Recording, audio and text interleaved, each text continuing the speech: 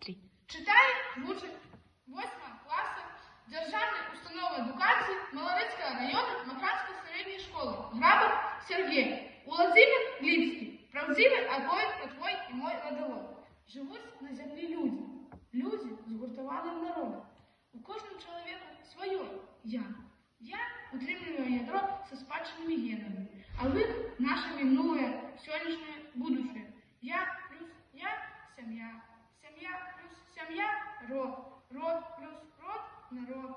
Народ плюс народ, люди земли. Дай же, Боже, каб гэтая живая карусель была вечной. Подмажи же, каб народ не згубив повість часов.